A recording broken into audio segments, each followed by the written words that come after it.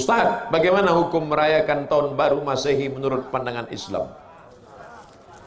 Memakai kalender Masehi, oh ini panjang ceritanya. Siap mendengar cerita ini? Ada seorang kaisar dari negeri Romawi. Romawi itu sekarang Rome, Eropa. Kaisar ini namanya Kaisar Julian. Siapa namanya? Kaisar Julian. Kaisar Julian membuat kalender. Itulah dia kalender Januari, Februari, Maret, April. Kebetulan saya lahir bulan Mei. Apa arti Mei? Maybe yes, maybe no. Maka setiap bulan-bulannya ada maknanya. Kaisar Agustinus, dibuatnya Agustus. Ada patung, kepalanya dua, satu ke sana, satu ke sana. Maka patung itulah dibuat tahun bulan pertama, namanya patung Januari. Kenapa Januari dibuat di awal? Karena kepalanya dua, menghadap ke sana 2017, menghadap ke sana 2018, menghadap ke sana 2018, menghadap ke sana 2019. Ini Kaisar Julian punya nama. Lalu kemudian Kaisar Julian meninggal, kalender ini diambil oleh Paus di Vatikan, namanya Paus Gregorius. Siapa namanya? Gregorius. Dirubah nama kalender ini bernama Gregorian Calendar. Makanya cari di internet Gregorian Calendar. Karena yang membuatnya Paus Gregorius. Dimodifikasinya. Ketika PBB, bukan pajak bumi bangunan, Persatuan Bangsa-Bangsa, kalau bahasa daerahnya United Nation. Nation, bangsa-bangsa. United, persatuan. Manchester United, itu sepak bola. Berkumpul bangsa-bangsa, akhirnya PBB mengambil kalender dari Vatikan Gregorian, dipakailah yang dulu sebelumnya kerajaan Goa, kerajaan Islam di Sumatera, kerajaan di Jawa memakai kalender Hijriah Nabi Muhammad SAW. Untuk diseragamkan di seluruh dunia, Indonesia masuk anggota PBB, dikirimilah kalender itu. Maka Abdul Somad pun memakai kalender itu. Abdul Somad lahir 18 Mei. Tahun biarlah rahasia antara kita. Saya lahir 1977, umur 42. Walaupun kelihatan seperti 22. Apakah boleh kita pakai alat non-muslim? Boleh. Ini kamera non-muslim punya. Ini non-muslim punya. Alat non-muslim dipakai boleh. Termasuk memakai kalender boleh. Tapi ketika sudah masuk dalam ritual ibadah, meniup trompet, tiupkanlah trompet. Wah, itu sudah masuk dalam ritual. Lalu kemudian menyala-nyalakan lilin, sudah ritual. Maka oleh sebab itu, apalagi membuang waktu percuma. Apalagi sampai membawa anak gadis orang yang tidak mahram. Kalau istri saya bawa Pak Ustaz, tak apa-apa, asal istri orang jangan kau bawa. Oleh sebab itu maka kita jaga. Tidak ada cara lain. Kalau kebetulan malam tahun baru itu nanti ada acara zikir di masjid, ustaz-ustaz membuat acara tabligh akbar zikir, datang ke masjid, iktikaf. Tidak ada Pak Ustaz, habis isya tidur. Saya nggak bisa tidur cepat, kan udah aku kasih tahu obatnya tadi. Habis itu tidur jam 8. Asal udah dimakan obat itu 2 menit kemudian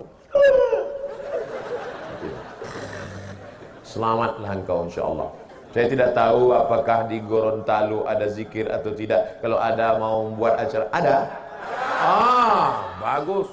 Datang. Hadir. Pokoknya datang. Zikirnya dibuat dari jam 9, 10, 11, 12. 1 iktikaf, salat tahajud, pulang. Supaya selamat anak-anak kita. Bonceng, buat besar-besar stiker di motor, say no to bonceng, katakan tidak bonceng. Di spot belakang, say no to bonceng. Di depan, say no to drug, katakan tidak pada narkoba. Amin. Malam tahun baru yang paling banyak laku, boleh saya ceritakan?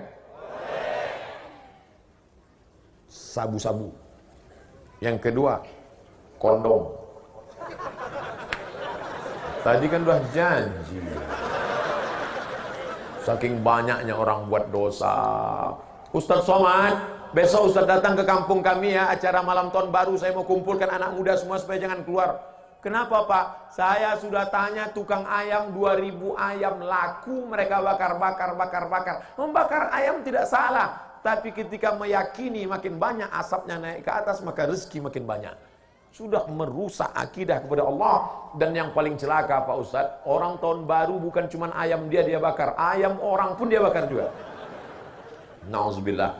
Makanya nanti tidak ada alasan kalau ditanya Allah kepada Bapak Bupati, kepada Bapak Wali Kota, "Oh Bupati, kenapa wargamu malam tahun baru tetap buat dosa?" Aku sudah buatkan zikir ya Allah, mereka tak datang. Maka alhamdulillah kita jaga negeri ini supaya tetap menjadi negeri baldatun thayyibatun rabbun ghafur. Maka haram hukumnya jika kita ikut meramaikan malam tahun baru Masehi, sedangkan malam tahun baru Islam saja tidak ada, apalagi malam tahun baru Masehi, gitu kan? Coba ikhwah, ada yang punya riwayat satu aja, Nabi SAW pernah merayakan malam tahun baru 1 Muharram. Tidak pernah satu kali pun Nabi SAW merayakan tahun baru Islam 1 Muharram, tidak pernah ada malam lebarannya dan seterusnya. Semoga Allah berikan hidayah. Banyak orang Islam ini saya tidak mengerti kenapa mereka terlalu berani malam tahun Masehi mereka adakan acara tablik akbar lah, ceramah lah, zikir akbar lah dan seterusnya. Kenapa ikhwah? Gitu kan? Kenapa harus diadakan acara seperti ini? Dan orang akan menangkap itu adalah acara tahun baru Masehi. Kalau Anda bilang untuk mengalihkan umat Islam, bukan dengan cara kita membuat acara ritual, nanti akhirnya menjadi rutin setiap tahun, gitu kan? Berikan nasihat, sampaikan kepada MUI, MUI keluarkan fatwa tidak boleh, jadi umat Islam tidak terus-menerus jadi PR setiap tahun. Kalau kita biarkan akhirnya tiap tahun terus jadi masalah nih, gitu kan? Jadi masalah. Emang umat Islam yang coba merayakan malam tahun baru itu orang yang memang belum faham masalah agama. Kalau Anda larikan kepada acara-acara yang lain, maka akan jadi masalah baru lagi nanti, gitu kan? Akhirnya orang anggap, oh orang-orang Nasrani lagi rayakan dengan mabuk-mabuk, kita dengan ceramah. Bahkan ada doa bersama di malam tahun baru. Subhanallah. Malam tahun baru tentang lahirnya Isa alaihissalam tidak ada hubungannya dengan agama kita. Sedangkan hari lahirnya Nabi Muhammad SAW saja tidak pernah sahabat rayakan, tidak pernah Nabi rayakan. Lalu kita mau rayakan hari lahirnya Isa alaihissalam, bagaimana bisa ini, gitu kan? Jadi tahun baru Isa alaihissalam. Mestinya kita faham masalah itu. Ini ada pertanyaan lagi. Bagaimana umat Islam merayakan tahun baru? Bapak Ibu yang berbahagia yang dirahmati Allah Subhanahu wa taala. Jadi saya sebenarnya tidak ingin bicara ini, tapi karena ditanya jadi saya sampaikan. Pada prinsipnya kita umat Islam itu min husni islamil mar'i tarkuhu ma la yakni. Di antara tanda baiknya Islam seseorang meninggalkan perkara yang tidak berguna. Maka perkara-perkara yang tidak berguna itu kita tinggalkan. Maka lebih baik kita melakukan aktivitas-aktivitas yang lain daripada kita melakukan perkara yang tidak berguna. Apalagi nanti kalau kemudian sampai larut malam, subuh 14, itu termasuk salah satu perangkap setan yang tadi sudah kita bahas. Nah, jadi sampai larut malam, subuhnya 14 atau subuhnya malah tidak dikerjakan. Nah, maka ini kita bisa terjatuh dalam tipu daya setan. Jadi tidurnya larut malam, tetapi sholat subuhnya ditinggalkan. Belum lagi kalau dilihat dari sisi sejarah, bahwa sejarah tahun baru itu pada masa sebelum Masehi itu ada salah satu kaisar, tolong kalau saya salah dikoreksi, Julius Caesar kalau saya tidak salah, itu membuat kalender yang di kalender tersebut sebelumnya itu ada 304 hari. Karena 304 maka tidak sesuai dengan musim, maka kemudian dikoreksi menjadi 360 hari. Setiap 4 tahun itu ada tambahan 1 hari, karena jumlah hari itu ada 360 plus 1/4, sehingga setiap 4 tahun itu ada tambahan 1 yang disebut dengan tahun Kabisat. Itu biasanya diletakkan di bulan Februari di tanggal 29. Nah, maka awal tahun itu diawali dengan Januari. Januari itu awalnya adalah nama dewa orang Romawi. Jadi orang Romawi itu orang-orang pagan, penyembah dewa-dewa, meyakini adanya dewa yang namanya dewa Janus. Dewa Janus itu dalam koin Romawi itu digambarkan seperti seseorang yang bermuka dua, bermuka depan dan belakang, yang menggambarkan masa depan dan masa lalu. Jadi yang menggambarkan masa depan dan masa silam. Maka digambarkan mukanya ada dua. Itu keyakinan orang Romawi terkait dewa Janus. Dan mereka melakukan perayaan untuk menyambutnya ini dengan cara-cara mereka, tidak lain dan bukan untuk mengagungkan dewa Janus. Itu asal usulnya begitu. Sementara dulu di zaman Nabi itu juga ada perayaan tahun baru, tetapi kemudian dilarang oleh Nabi.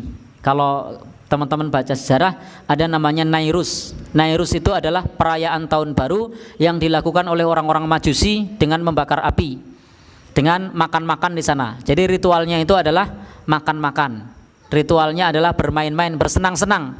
Jadi mereka bersenang-senang pada saat tahun baru. Itulah ritual, itulah perayaan Nairus yang dilakukan oleh orang-orang Majusi yang ada di Madinah. Dan orang-orang Madinah mengikutinya, melakukan Nairus. Kemudian hari raya yang kedua adalah Mikhrajan. Ada Nairus itu awal tahun, kemudian Mikhrajan itu pertengahan tahun. Maka kemudian Rasul sallallahu alaihi wasallam ketika datang di Madinah, qad abdalakumullah khairam minhuma. Sungguh Allah sudah mengganti hari raya yang lebih baik dari keduanya. Apa itu? Idul Fitri, Idul Adha. Maka penduduk Madinah tidak lagi merayakan Nairus tahun baru, tidak lagi merayakan Mikhrajan pertengahan tahun, tetapi yang dirayakan adalah Idul Fitri dan Idul Adha. Jadi begitu ya Mas Agus.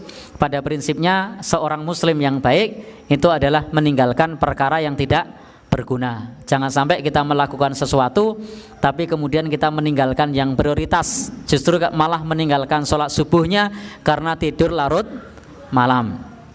Kemudian yang kedua, dilihat dari asal usulnya. Memang asal usulnya adalah berasal dari pengagungan terhadap dewa Janus. Meskipun saya yakin orang-orang yang melakukan itu tidak ada maksud untuk dewa Janus, maksudnya untuk senang-senang ya, tidak ada maksud untuk dewa Janus.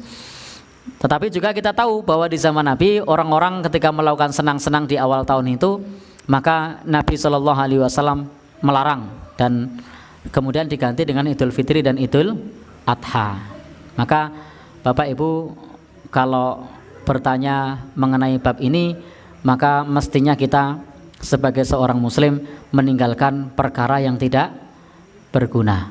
Jangan sampai kita melakukan sesuatu yang sesuatu tersebut justru malah membuat kita tabdzir, menyia-nyiakan harta. Karena ada berapa rupiah yang terbuang untuk nyumet kembang api, itu miliaran loh itu. Jadi beberapa kota itu sekali sumet miliaran. Saya tidak tahu kalau di tempat kita berapa, tapi di beberapa tempat itu miliaran. Padahal itu kalau untuk program yang lain yang lebih bermanfaat itu lebih baik daripada digunakan untuk menyebar itu. Apalagi kalau tadi disebutkan oleh Ibu dengan trompet, maka trompet itu juga sebagai sarana penularan penyakit. Trompet yang dipakai itu, yang dijual itu pasti sudah dicoba oleh yang buat. Jadi trompet yang dijual itu sudah dicoba oleh yang buat, dan setiap orang yang beli itu dia akan mencoba trompetnya terlebih dahulu. Jadi ketika dia tidak jadi beli, maka trompetnya akan ditaruh lagi. Lalu orang mau beli, maka trompetnya dicoba lagi. Maka itu menjadi sarana penularan penyakit. Itu kalau orangnya mengidap sariawan, kalau mengidap difteri, maka itu bisa menular. Itu bisa menular. Karena tadi dari mulut ke mulut. Wallahu alam bishawab. Jadi begitu ya. Pada prinsipnya kita sebagai umat Islam perlu meninggalkan perkara yang tidak berguna. Wallahu alam bishawab.